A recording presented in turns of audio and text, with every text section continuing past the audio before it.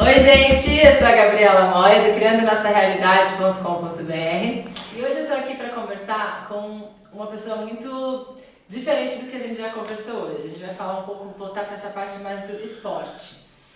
Ele é montanhista, na verdade o trabalho dele é maravilhoso porque ele vive boa parte do tempo na natureza, que é algo que todos nós sempre queremos estar em contato com a natureza, né? O nome dele é Lucas Lima, ele é carioca. Hoje ele vive um momento de vida dele em que ele traz a sua história de vida, como que ele começou o montanhismo, que ele me disse que foi aos 14 anos, né? E hoje ele vive também de contar a sua história, então de superação de várias coisas que ele viveu dentro do montanhismo, que não é uma atividade fácil, é uma atividade muito bela, né? Mas não é muito fácil. E ele vem dividir então um pouco como que ele criou essa realidade, né? Como que ele construiu essa história, saindo de padrões, de comportamentos, de expectativas que já foram armazenadas, da sociedade, pessoais, enfim. Lucas, muito obrigada por você ter aceitado conversar com a gente, por essa troca, eu acho que vai ser muito legal. Então, assim, me conta, faz um resumo assim da sua vida, lá atrás, assim, como foi a sua infância e tal, como que despertou esse seu interesse pelo montanhismo, por quê, até os dias de hoje que a gente está mais presente. Eu acho curioso porque eu não consigo entender como é que eu me tornei um montanhista, e na verdade é um escalador, né? Eu falei montanhista, não, mas né? O montanhista ele tá certo, porque a escalada faz parte do montanhismo, né? Mas escalador não escala só montanhas, ou é só montanhas? Montanhas. Então... Exatamente. É porque tem montanhismo, alpinismo, trekking, né? Verdade. E aí a escalada faz parte dentro do montanhismo, né? Como se fosse cenário, né? Exatamente. E eu acho curioso que eu não sei até hoje como que eu me tornei isso, porque eu era uma criança que não tinha nenhuma habilidade para esporte. Então foi numa época que eu morava em Curitiba, eu sou originalmente do Rio de Janeiro, e eu saí do Rio de Janeiro, que é um dos melhores lugares para escalada do planeta, para começar a escalar em Curitiba. E eu só comecei porque abri uma dessas academias de escalada no meu caminho para a escola, né? Quando eu tinha 14 anos, aí eu achava que era uma igreja aquilo lá, porque tinha um pé direito altíssimo, fui lá entrar, como é que história é essa? Vai ser uma academia de escalada. E fui eu lá pela primeira vez, né, praticar, e desde esse momento nunca mais parei. Você jura? Mas você gostava de outros esportes ou não? A verdade é que eu nunca fui bom em nenhum tipo de esporte. Eu gostava até, mas eu sempre era o último a ser escolhido no futebol. Tentei vôlei, tentei basquete, tentei remo, tentei handball, tentei vários esportes e nunca consegui me identificar. E a escalada, ela tinha essa questão do contato com a natureza, que eu acho que inicialmente foi o que me fisgou, entendeu? Então, e desde esse momento eu nunca mais parei, né? Eu comecei a viajar para vários pedaços do Brasil. Comecei a ter minhas experiências de viagens internacionais, né? Hoje em dia eu já viajei para mais de 15 países para escalar, né? Em busca das paredes mais difíceis que eu pudesse conseguir subir, física e mentalmente falando. Então, e chegou um ponto da minha vida que eu percebi que eu tinha que seguir isso, né? Que isso começou a virar uma paixão. Eu desenvolvi esse talento pela escalada e começou a virar parte relevante da minha vida, né? Eu não podia deixar isso. Mas você já sentia que quando você começou a ter as primeiras aulas, você já sentiu uma coisa tipo, nossa, isso faz parte de mim, então eu estou aprendendo uma coisa nova? Como é que foi isso? Não, isso foi um processo muito gradativo, porque, como eu falei, eu não tinha habilidade para escalada, nunca tive habilidade para escalada. Para esportes em geral, né? Então foi simplesmente porque isso me chamava, a natureza e as pessoas que eu tinha contato e a dinâmica com que o esporte acontecia me chamava atenção. Então eu fui dando chance, fui crescendo, fui me desenvolvendo, até que eu percebi que eu comecei a me destacar em alguns aspectos. E as pessoas... Foi dando motivação. Foi me dando motivação, né? Foi me dando motivação. Eu percebi que eu podia ser bom naquilo, fui me dedicando cada vez mais até que eu, né, consegui me tornar um atleta de ponta, né, na escalada brasileira, né, nesse mundo. Processo. Né? Como é que foi, Lucas, quando você... por exemplo, você escalou uma montanha, e aí passar da montanha para a montanha média. Como que foi lidar com essa superação, no sentido assim, você pensava assim, eu vou conseguir? Será que eu consigo? Puta, essa daí é muito alta. Ou será que eu estou preparado? Porque você tem que fazer um trabalho físico, né, de resistência, para trabalhar o seu corpo fisicamente e mental, né? Porque acho que esse deve ser o principal que te faz o esporte, né? Sem a menor dúvida. Eu gosto de dividir a escalada num gráfico de 3 partes, né? Um terço é a mente, um terço é o seu condicionamento físico e um terço é a sua técnica, né? A sua técnica é como você se mexe, né? Como você entende que você vai subir, né? É uma dança praticada na parede, né? Não é uma coisa óbvia de se fazer. Então, você me perguntou dos desafios, né? Como que é para passar de uma montanha pequena para uma montanha grande, e isso acontece frequentemente dentro do esporte e dentro da minha vida, né? Porque são desafios, é a natureza que está lá, é a montanha. Então é você com a sua humilde força, com a sua humilde técnica, com a sua humilde força mental, tentando desafiar algo que está há milhares de anos ali. Então é uma coisa que te tira da sua zona de conforto e é difícil, né? Por mais que você seja um grande atleta, por mais dedicação que você tenha, é muito difícil, né? E exige uma preparação muito grande para isso. Então, o que eu acho mais difícil é você entender dentro do esporte que as quedas, as falhas e os erros, eles vão ser parte inerente do desenvolvimento, eles vão ser parte inerente do esporte. Você vai cair. Você vai cair. Não, né? Dá para evoluir sem cair, né? Não tem como, entendeu? Então, e hoje em dia, o meu trabalho virou falar sobre esses aspectos dentro da escalada para as outras pessoas entenderem e conseguirem construir realidades a partir dos meus ensinamentos com a escalada, né? E eu acho que, tanto na escalada quanto nas nossas vidas, a gente esquece que a gente precisa das quedas, a gente precisa dos erros, a gente precisa das falhas para que a gente consiga se desenvolver, né? 99% é erro e 1% é sucesso. Claro, 1% é maravilhoso. Claro, todo mundo quer chegar nesse 1% de sucesso. Mas você sabe o que acontece quando eu chego lá no topo da escalada? Você sabe qual que é a primeira consequência disso? É uma contemplação, né? O sucesso, você comemora. E você desce, cara. E você desce e você começa outro desafio, outra escalada que às vezes é mais difícil ainda do que a anterior. Então é um processo sem fim, né? De desafio, subir, conseguir ou não e descer, né? Esse que é o grande lance. Eu acho que a gente vive num mundo que valoriza o sucesso.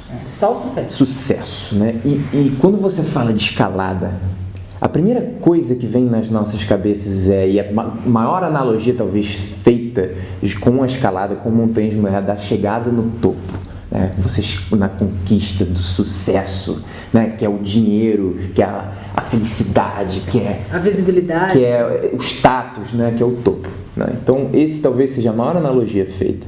E quando você pensa em uma pessoa que escala, você naturalmente enxerga que essa pessoa escala para chegar no topo, certo?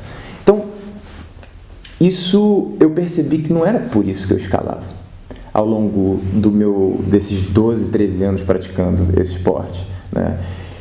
E você me pergunta o que passa pela sua cabeça quando você vai começar a fazer um esporte, né? Quando você vai começar a fazer uma dessas suas escaladas que você faz. Durante muito tempo, eu criava, nesses momentos de começo, uma expectativa muito grande sobre se eu ia chegar no topo ou não. Né? E o problema é que essa expectativa, quando você cria essa expectativa, você cria uma possibilidade de você lidar com grandes frustrações. Porque, eventualmente, você não vai chegar lá. Então, todas as vezes que a gente cria uma expectativa muito grande com tudo que é sucesso, a gente automaticamente cria uma enorme chance de a gente se frustrar. Né? E eu me frustrei muito dentro da escalada. Muito, porque é o que eu falei, a natureza, e você desafiando ali a natureza, e você vai cair. Não é se, é quando.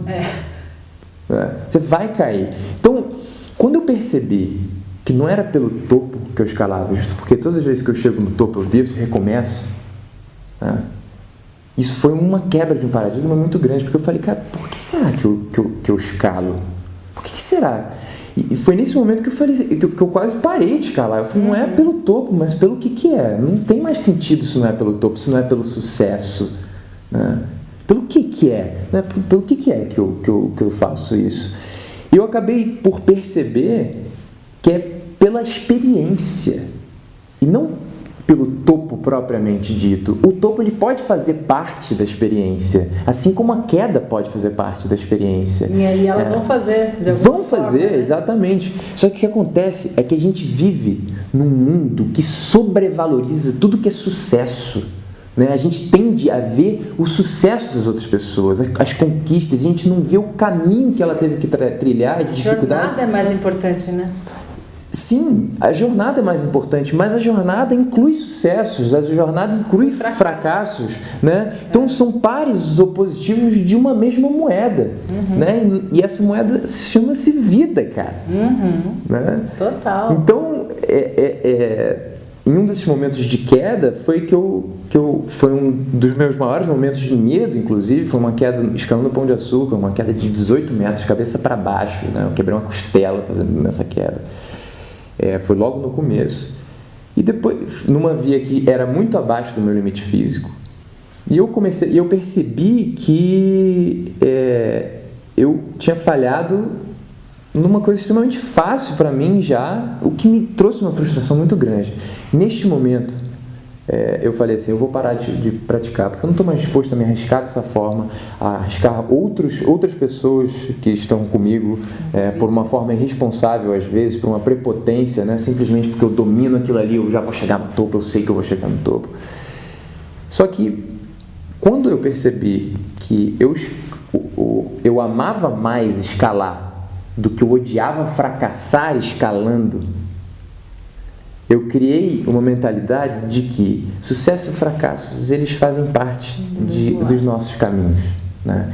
E como que a gente pode transformar sucessos em comemorações e fracassos em aprendizados, que fazem parte de uma mesma balança, né? É isso que eu acho que... E aí mudou o jogo para você? Quando você começou a trazer esse, como lidar com o fracasso como um aprendizado, você sente que você conseguiu enxergar melhor a sua jornada dentro da escalada? Sem hipótese de dúvidas, porque... E aí eu volto para aquela pergunta que você fez, o que se passa na sua cabeça nos momentos de começo, né, hoje em dia? Eu tento me silenciar, eu tento fazer da escalada uma meditação ativa, né? Porque todas as vezes que a gente sai de momentos de consciência, que são momentos de presença, de profunda presença, não importa o que a gente viveu no passado, não importa o que a gente vai ter no futuro, importa o que a gente está vivendo agora, né? Eu consigo chegar ao ápice da minha performance. O ápice da minha performance, porque a partir do momento que eu crio dúvidas na minha cabeça se eu vou chegar no topo ou não, né? E que por consequência isso me gera ansiedade, isso gera insegurança, né? Será que eu sou capaz? Será que eu vou conseguir? Ou, caramba, eu fiquei sabendo que alguém caiu aqui, então você se relaciona com o passado e com o futuro. Quando você sai do presente e você começa a executar o que você se propõe a fazer, pensando ou no passado ou no futuro, você perde potência, né? Você perde performance. Você começa a viver algo que não existe. Nem passado, nem futuro existe, né? Exatamente. Então, hoje em dia, né, quando eu começo a fazer uma atividade, eu tento me silenciar. Como me silenciar? Né? Através da minha respiração e através da minha mente. Né? Limpar minha mente de qualquer tipo de pensamentos para que eu consiga executar o que eu me preparei para fazer. É um esforço gigante você se preparar para que você consiga silenciar sua mente, porque muitas vezes escalada está relacionada com risco. Né? Você pode cair, você pode se machucar, e o seu risco, então, e riscos, eles criam medos. É natural que isso aconteça, né? Para tudo, seja na escalada, seja empreendendo, seja experimentando, né? Qualquer coisa que a gente sai do que a gente não domina, a gente tem medo, tem riscos e por consequência existe medo. Medo, ele vem justo de uma consciência de que existe uma consequência para aquilo que você faz.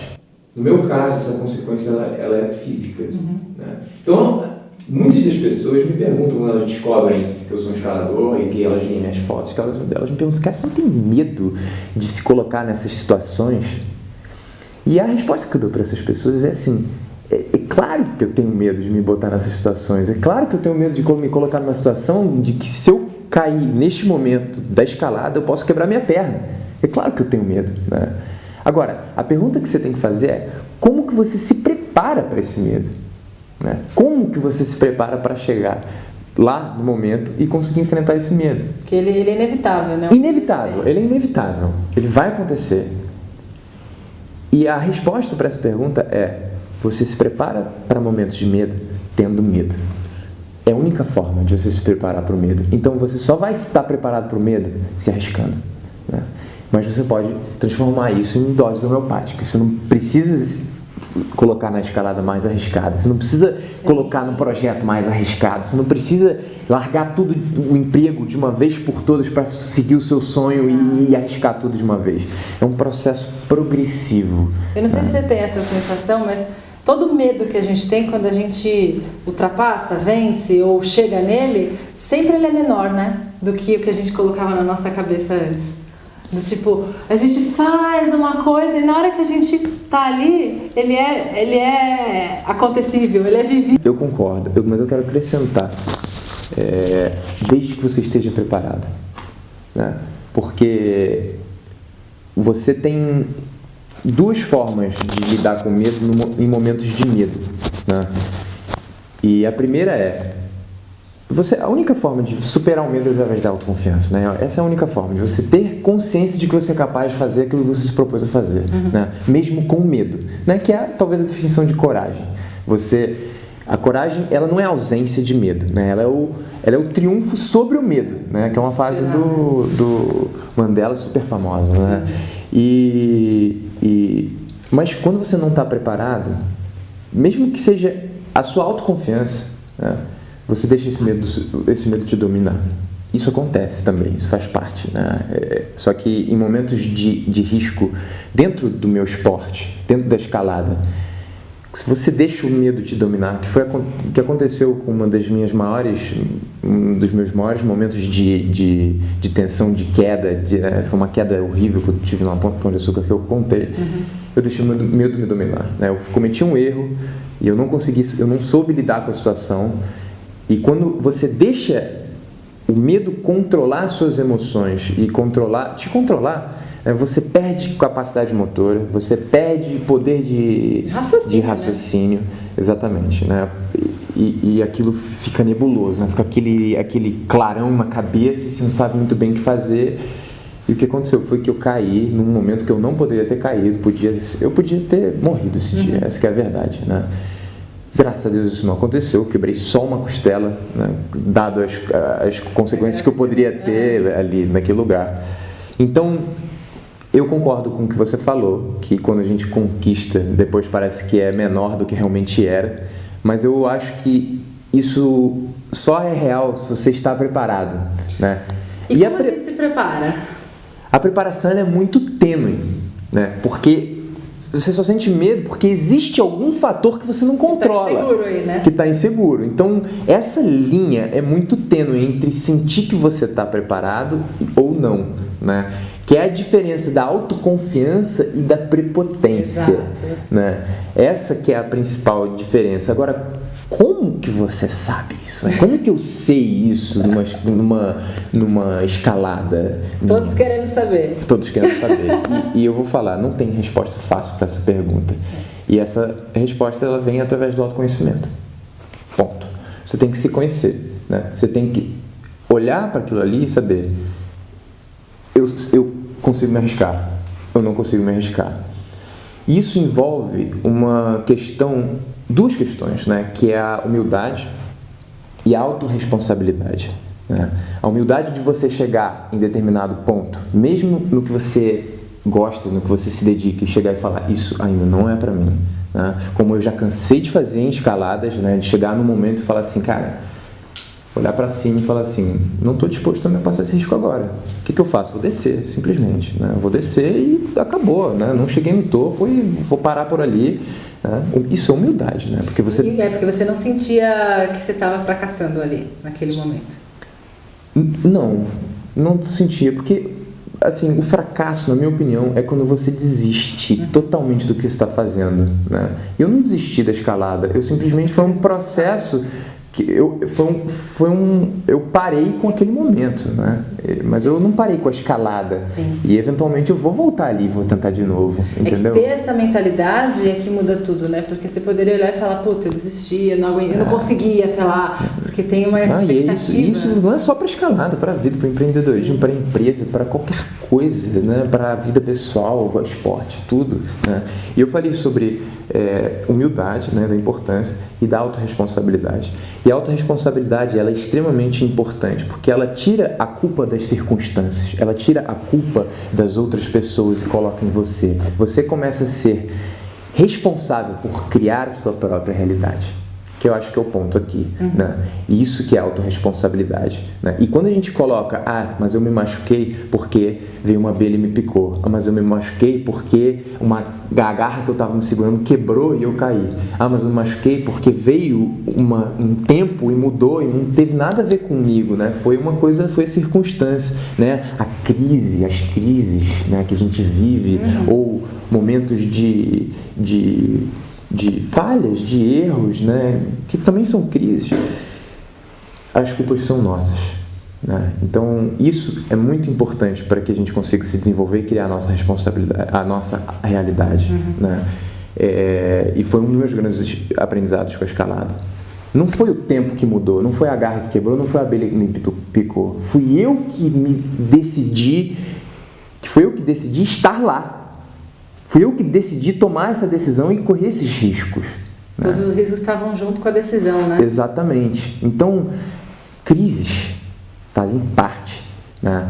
As crises, elas, na minha opinião, são uma não aceitação de uma verdade, né? Interessante.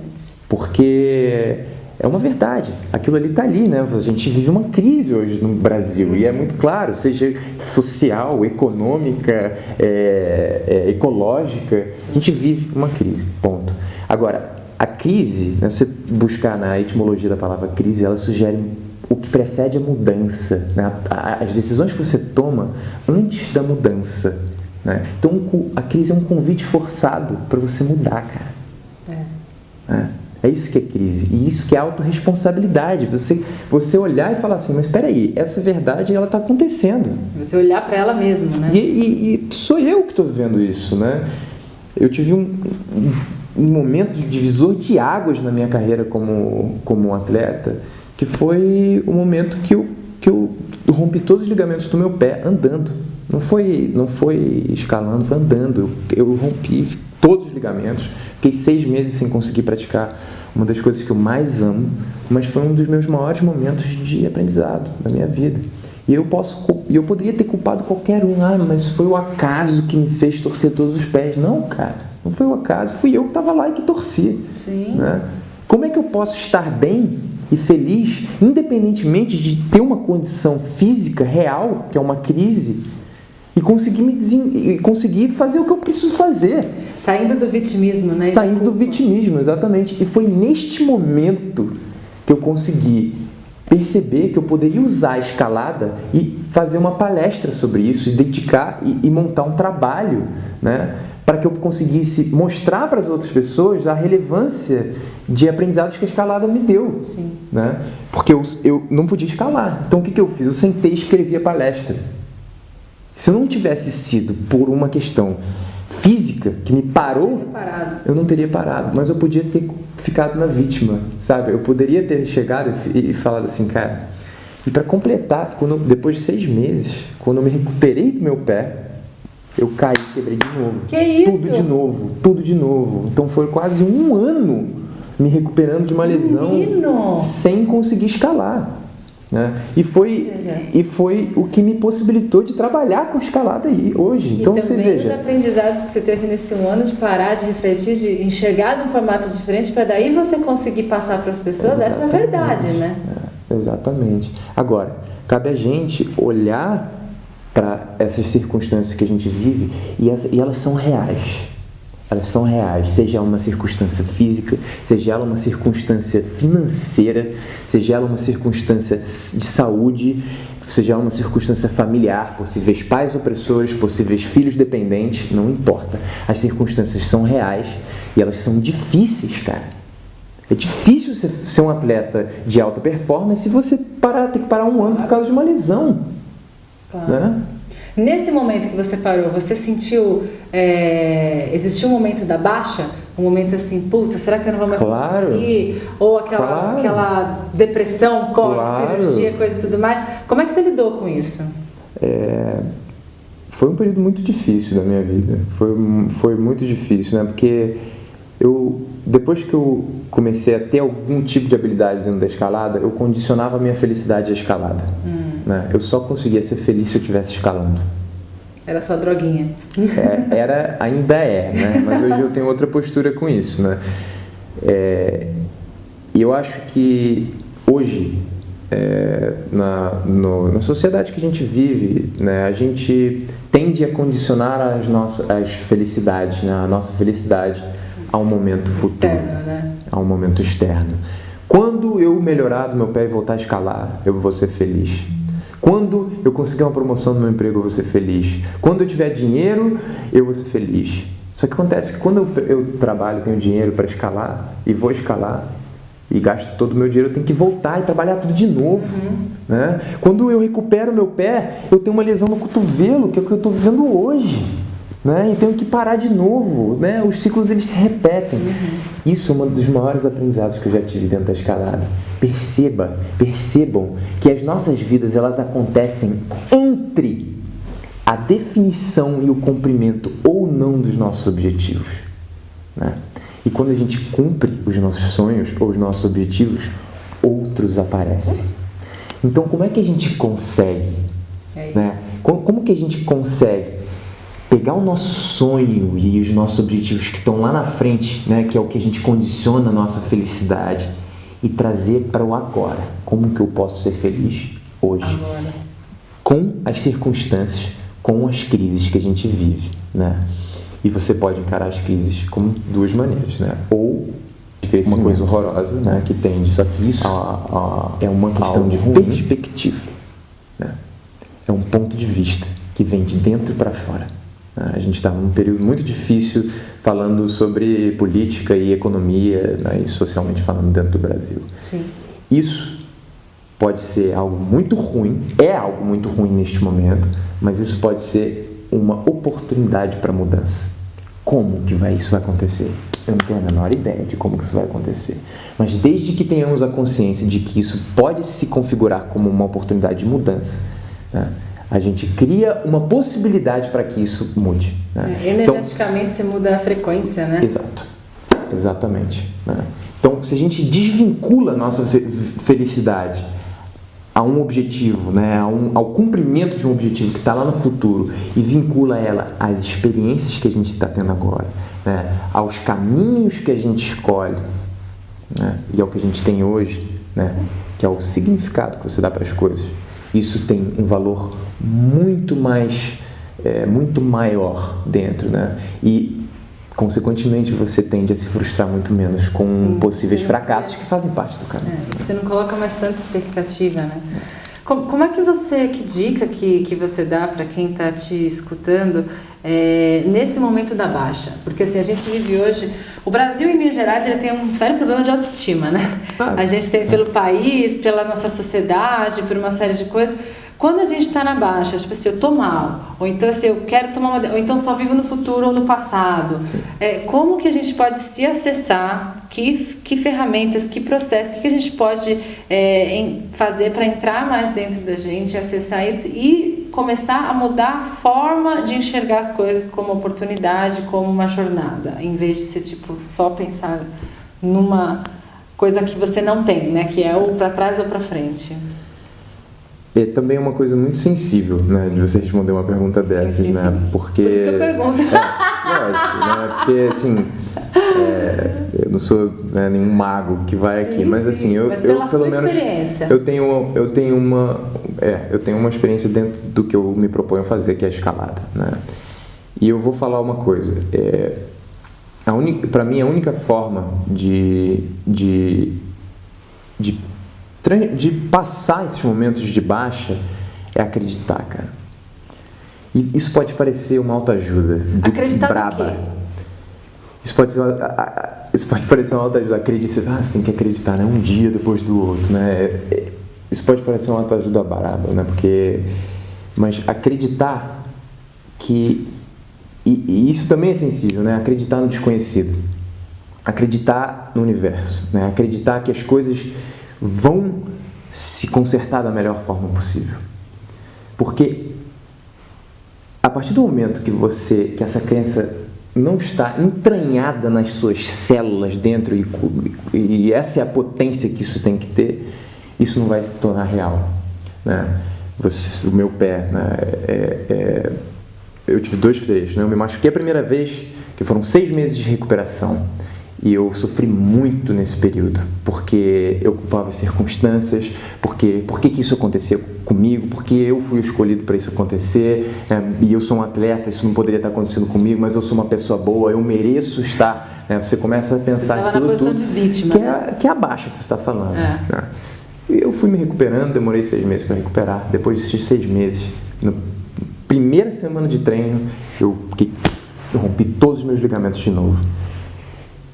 E a partir deste momento, lógico, né, eu saí carregado do lugar que eu estava, chorando, e não chorando de dor, de raiva por isso ter acontecido novamente comigo. Mas no dia seguinte eu falei assim, eu passei por isso uma vez, eu vou passar de novo. Mas a diferença é que eu vou passar bem dessa vez. Não importa o que aconteça, eu vou ficar bem, né? E o mais impressionante disso tudo é que da primeira vez eu demorei 6 meses para recuperar e da segunda vez eu demorei 2 meses. Foi a mesma lesão. Eu fiz uma ressonância magnética e o diagnóstico foi: você rompeu todos os ligamentos, né? E vai ser a última chance para não ter um tratamento cirúrgico, né? Uma lesão ligamentar de tornozelo, ela não é cirúrgica pela estrutura do tornozelo, que é assim, né? Então não foi cirúrgico. Mas eu recuperei em 2 meses, né? Simplesmente por uma postura. E porque eu acreditei, cara. Eu acreditei que eu ia me recuperar, já tinha passado por isso uma vez. Então você criou essa realidade, né? Que podia ser diferente. Eu sabia que isso ia acontecer eventualmente, entendeu? Então, às vezes as circunstâncias, elas afastam a gente das crenças, né? E quando eu falo de crenças, não é só nos sonhos, eu vou conseguir realizar os meus sonhos. É claro que é a primeira premissa para você conseguir realizar um sonho, é você acreditar. Porque se você mesmo não acredita, cara, desculpa, mas isso nunca vai se tornar realidade, né? Mas acreditar no desconhecido, que é o caminho, né? Que é o caminho da recuperação. Eu não sei como é que vai ser esse caminho da recuperação. Que é o caminho da cura. Eu não sei como é que vai ser esse caminho da cura. Então, esse que é o mais difícil, né? Você acreditar numa coisa que você não sabe o que vai vir. Esse eu acho que talvez seja uma das questões cruciais, né? E se você perguntar para qualquer guru desses, né? Que eu gosto muito de ler esses caras, ou mesmo de, sei lá, Steve Jobs, né? Qualquer coisa desses caras que citam grandes exemplos, né? Esses caras não têm dúvida do sucesso que eles vão ter. Eles não param para pensar no fracasso, né, no que aconteceu, nas dificuldades. Eles simplesmente olham e aquilo ali já é uma realidade, mesmo não tendo se tornado. Isso é acreditar. Manifestou já aquela realidade. Isso é acreditar, exatamente, né? Isso que é acreditar. Então, quando eu falo acreditar, é neste sentido, né? E, de novo, pode parecer uma autoajuda, mas não é, né? Não é. Isso é muito mais profundo do que simplesmente uma ajudinha. Uma ajudinha, exatamente. Muito bom. E me conta uma coisa, como que é a sua relação com a natureza, assim? Quando você está lá, começa a escalar uma montanha, assim, você sente uma conexão real com a natureza? Você sente que é uma energia diferente de quando você está, por exemplo, depois que você acabou aquela atividade na sua casa, assim, na sua outra rotina? Porque você está muito ali, né? Tipo assim, ela é como se fosse, assim, a sua... É total sua aliada, total seu presente e total a sua parceira, né, ali, porque é uma relação direta, né? Você só está ali porque ela está ali, né? Sem dúvidas, mas assim, eu só estou ali porque ela está ali, mas todos nós só estamos aqui porque ela está aqui. E dentro da cidade, às vezes, a gente perde essa conexão. né? Para todos nós. Eu queria ouvir você falar isso. Todos nós, né? Dentro da cidade, às vezes a gente perde essa conexão. Né? Exato. E eu falo isso, né, porque a gente vive num mundo que julga, a gente vive num mundo que tem preconceito, a gente vive num mundo que tem vaidade, ciúmes, raiva, ganância, né? Todas essas amarras que a sociedade coloca. A natureza não tem isso, né? E eu acho que, antes de mais nada, a gente tinha que celebrar a nossa diversidade. Eu acho que esse é o principal ponto da natureza, né? Porque se você olhar a natureza de uma forma analítica, talvez seja uma das coisas, talvez seja um dos lugares em que a diversidade é mais presente, né? Seja pela fauna, pela flor, e como que essas coisas convivem no mesmo ambiente, com todas as suas diferenças, e sabe... E tá tudo certo, tá tudo certo. E Por tá tudo que certo. Com a gente não é assim, né? E assim aqui a gente perde um pouco, né, desses momentos, né? E a gente desconfigura um pouco os nossos porquês. Né? A gente acha que tudo é o material, né? Tudo é uma... E olha, eu sou bem pragmático com esses pontos, porque o dinheiro, né, que é o material, ele é importante pra gente, cara. Todo mundo precisa de dinheiro. A gente vive num lugar que a gente vive num lugar que a gente precisa de dinheiro para se sustentar, para ter algum mínimo de conforto, né? É importante. Mas o dinheiro deveria ser uma consequência de tudo aquilo que a gente faz, e não um fim propriamente dito, né? E às vezes a gente não encontra o que a gente de fato quer fazer, o que de fato tem significado pra gente, né? O que a gente pode construir das nossas vidas que sejam importantes, porque a gente fica condicionado a tomar decisões de caminhos que buscam dinheiro. Quando a gente tira o dinheiro um pouco de foco, né, e começa a explorar outros caminhos que num primeiro momento podem não trazer tanto dinheiro, né, a gente começa a explorar a nossa diversidade, que é o quem de fato somos, que é o que a natureza traz, né? Quem de fato somos. Nós vivemos num mundo padronizado, né? Principalmente aqui do lado ocidente, né? O Oriente não tem muito isso, tem menos do que isso, né? As escolas, né? As nossas escolas, o modelo de ensino hoje é assim, né? São crianças sentadas, né, dispostas de uma mesma forma, com uma pessoa ensinando uma mesma coisa para todo mundo. E aí, quando você chega no vestibular, que é o suprassumo da decisão do jovem, né, de tomar um momento muito difícil, você escolhe o que você quer ser com base no que você não gosta. E não você vai eliminando, no que você gosta. Né? Então... É delicado isso, né? Esse que é o ponto. Então, a natureza, para mim, né, ela me conecta com a minha diversidade, com quem eu de fato sou, que é a escalada. É o que me traz isso, né? E não só a escalada, é a comunicação, né? Eu me dediquei muito para ter essa habilidade de comunicação da mesma forma que eu me dedico para a escalada, né? E eu juntei essas duas coisas em aulas, em palestras, em workshops, né, para que eu pudesse passar essa mensagem, né, de que nós somos únicos, cara. Nós somos únicos, e a partir do momento que a gente se compara, que é a origem da vaidade, a partir do momento que a gente tem ganância, né, a todo custo por algo material, a gente fecha portas para inúmeros outros tipos de possibilidades que a gente poderia ter dentro das nossas vidas, cara. Né? Porque a gente consegue enxergar um único e óbvio caminho de se ganhar dinheiro, né, que são os caminhos tradicionais, né, que é o mercado financeiro, que é, né, o famoso engenharia, direito e medicina, né, que são os caminhos que dão dinheiro. Mas que garantia que você tem, mesmo dentro desses lugares, que você vai ganhar dinheiro? E outra, né, como que você vai ser realizado dentro dessas questões se não é isso que você realmente é? Né? E a gente não foi estimulado a se acessar, né? Não. A entrar dentro da gente, a ver o que a gente gosta, porque eu sinto que quando eu parei no momento, estava no mundo corporativo seguindo um comboio, eu falei, não, peraí, vou parar. Aí eu olhei e falei, bom, mas o que é que eu gosto mesmo de fazer? E fazer esse mergulho, como eu nunca fui estimulada, né, assim, dentro dos padrões, Cara, dá um trabalho. Porque uma coisa é que você acha que você gosta. Uma coisa é que você tem habilidade para fazer uma coisa, mas não necessariamente aquilo que você gosta, mas, né? E aí você poder mergulhar dentro disso é um puta desafio também, né? Porque ainda quando você faz mais novo, sim, né? Mas quanto mais velho, mais difícil fica. E eu vejo com as pessoas mais velhas de hoje, a partir de 50 anos, assim, como pra eles nem questionam mais. Porque já viveram uma vida inteira, principalmente quem casou, teve filhos, netos, não sei o quê, não para mais pra pensar. E aí viveu pelos outros o tempo todo. E aí você fala assim, o que eu gosto de fazer? Não sei. Porque você fica preso a essa realidade. E o que eu digo com ficar preso, né? Quanto mais dinheiro você tem, mais dinheiro você precisa para sustentar a própria loucura do dinheiro, né? Você tem custos fixos altíssimos. Sim. E o que demanda custos fixos altíssimos? Trabalho, para que você consiga arcar com todas essas despesas, né? O que significa você ter filhos dependentes, né? Significa custos, você de fato tem essa responsabilidade com eles. Então, a sua realidade começa a ficar presa por causa desses pontos, né?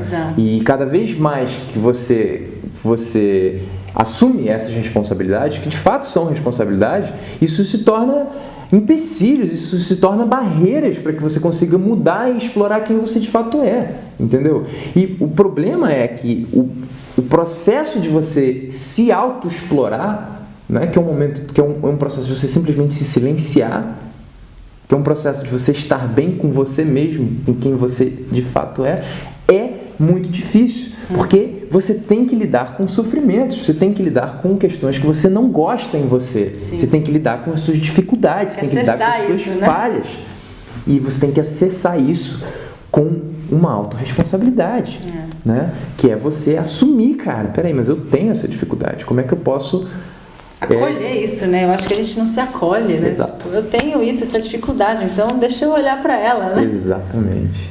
O que você percebe nas suas palestras quando você dá assim, qual é a maior dor das pessoas? Assim, elas veem você como uma inspiração depois que você conta toda a sua história, mas quando elas começam a compartilhar, qual que é a maior dor que as pessoas... Sabe qual que é a maior dor minha e delas? Porque isso ainda é muito difícil para mim.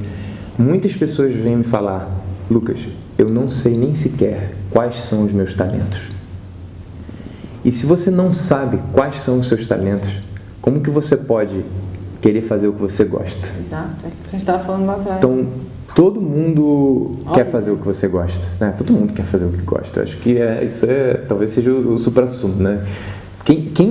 Todo mundo quer fazer o que gosta, é maravilhoso, né? Agora, ninguém escolhe assim, quero fazer o que eu não gosto. Exato. Agora, como que você pode ir atrás do que você ama se você não sabe o que você tem, o que você faz bem? E às vezes você nem sabe o que você ama também, né? E aí você acaba escolhendo coisas que os outros amam. Escolheram, né? Então, eu acho que essa talvez sejam as maiores dores, assim, que eu vejo das pessoas nas palestras, né? Porque simplesmente não sabem. Então, eu comecei a me ver na necessidade de criar valor para isso, né? Porque uma coisa é simplesmente eu chegar lá e inspirar as pessoas com as minhas fotos, com as minhas histórias, fazendo o que eu amo e tendo liberdade da forma que eu tenho, né? Eu acho isso legal, ótimo, né? No começo era isso, né? Como eu comecei a fazer as palestras. Mas eu percebi que isso era esse feedback das pessoas começou a virar cada vez mais recorrente. Eu comecei a me ver na necessidade de entender, cara, por que as pessoas não sabem seus próprios talentos? Por que isso por que isso acontece? Porque isso é muito forte, né? Uma desidentidade, né? E eu identifiquei duas causas, né? E a primeira a gente já comentou aqui, que é o dinheiro e a forma que a gente... Não é o dinheiro propriamente dito, mas é a forma que a gente entende o dinheiro, né? Ele deveria ser uma consequência daquilo que você faz e não um fim propriamente dito.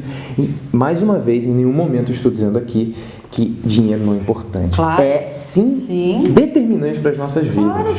Ponto. Né? Mas ele não deveria ser os nossos drivers de motivação. Né? Outras coisas deveriam ser. E outra das questões, que é um dos temas das minhas palestras, é a nossa criatividade. Se perguntar também. É a nossa criatividade, né? Você acha que ela foi amortecida, a nossa criatividade? Sem dúvidas. O que acontece, né? A criatividade é uma capacidade inata de nós seres humanos, né? E aí você vai me perguntar, poxa, mas todo mundo nasce, todos nós somos seres criativos? Sim. Se você perguntar, né, se você pegar uma criança, e você propor um desafio para essa criança, ela às vezes não vai vir com uma resposta correta, mas você pode ter certeza de uma coisa, ela vai vir com alguma resposta, e essa resposta, sem dúvida nenhuma, vai ser criativa, né? A criança, ela pega um pedaço de pau no chão, e esse pedaço de pau pode ser uma colher que ela cozinha, pode ser uma vassoura que ela voa, pode ser a varinha de condão que ela faz a mágica, pode ser a arma que ela tira, pode ser um universo de possibilidades. E este talvez seja o exemplo mais genuíno de criatividade que eu posso dar para você, porque é real. Ela está sendo quem ela de fato é, né? E criatividade, às vezes, hoje, né, tá uma moda de criatividade, né, um assunto super em alta, justo porque é uma forma de você conseguir resolver problemas, né? E dentro das empresas, o profissional mais valorizado é aquele que tem a capacidade de resolver problemas, mas não significa somente por isso, né? Criatividade, às vezes, é simplesmente uma forma de você enxergar com uma nova perspectiva. Seja um problema pontual de uma demanda extremamente específica de um cliente, ou seja, a sua vida. Engana-se as pessoas que acreditam que criatividade é uma habilidade restrita às pessoas que têm que trabalham com arte, né, por exemplo. Criatividade é muito mais humano do que isso. Criatividade não é somente um processo para você criar música, pinturas, livros, ou mesmo para resolver problemas dentro de empresas. É muito mais humano do que isso. E não é somente isso que é criatividade, né? Criatividade é simplesmente uma nova perspectiva. Uma perspectiva de você encarar, muitas vezes, a sua vida, né? Caminhos alternativos precisam de criatividade para você conseguir identificá-los, né? Agora, o que as pessoas não entendem dentro do assunto criatividade é que criatividade é relação. Criatividade, né, que nem as pessoas falam, 99% transpiração e 1% inspiração. Né? Que nem, eu volto a falar sobre o sucesso. Às vezes as pessoas só tendem a dar valor para os sucessos dos outros, né? E a gente pega qualquer grande criativo, qualquer pessoa que teve relevância dentro das suas respectivas áreas, seja Einstein, seja Ayrton Senna, seja Steve Jobs, qualquer pessoa que teve uma relevância e criou alguma forma diferente de lidar com aquilo que elas se propuseram a fazer, elas têm uma coisa em comum, que é a resiliência, que é uma habilidade de perdurar processos de falhas, de equívocos, de erros, por um significado que eles acreditam. Eles só chegaram nessa coisa brilhante depois de muitas tentativas. Isso, né? Exatamente. E a gente tende a somente olhar o resultado. Aquele resultado, O resultado. Exatamente. Então, e aí você fala, cara, mas por que você fala sobre criatividade e você é um atleta de escalada? Eu não consigo fazer esse link, né? E uma das coisas que mais me despertaram esse interesse foi porque eu percebi que antes de ser um atleta de escalada, antes de ser um montanhista, eu sou um explorador, que eu acho que é a essência de qualquer pessoa que pratica um esporte outdoor. Qual que é a razão de eu querer chegar no topo da montanha, lá no lugar mais inóspito de todas? E simplesmente a vontade de explorar, né? De conhecer, de me dar oportunidades novas. E quais são as características primordiais de um explorador, né? Primeiro, a curiosidade, né? O que será que tem lá? O que será que tem para ver lá, né? Qual que é a segunda característica? O questionamento. Será que eu consigo? Será que eu sou capaz de chegar a escalar essa montanha super difícil? Né? A terceira, né, que primeira, curiosidade, questionamento, ação, né, porque não adianta nada você ter uma forte imaginação sem você conseguir colocar em prática. Né? E não adianta nada você ter ação se você também não tem competência, se você não tem preparação. Exato. Certo? Então, curiosidade, questionamento, ação, né? E a última, que é competência. Se você não tem essas 4 características, você não consegue explorar de forma eficaz e ser um escalador. Essas 4 características são as mesmas características para você conseguir ser criativo dentro daquilo que você se propõe a fazer. Certo? Qualquer. Então, quando eu percebi que a minha essência como explorador e como escalador, né, se assemelhava do criativo, eu percebi que eu poderia falar sobre criatividade. Claro. Né? E principalmente porque criatividade é dedicação e resiliência, como eu falei, mas não existe você entrar em contato com o novo sem você sair da sua zona de conforto, sem você se arriscar. Né? Tem que jogar o velho fora, né? Que é outra das coisas que é outra dos pontos que o escalador vive diariamente nas suas aventuras, né? Que é lidar com risco. Né?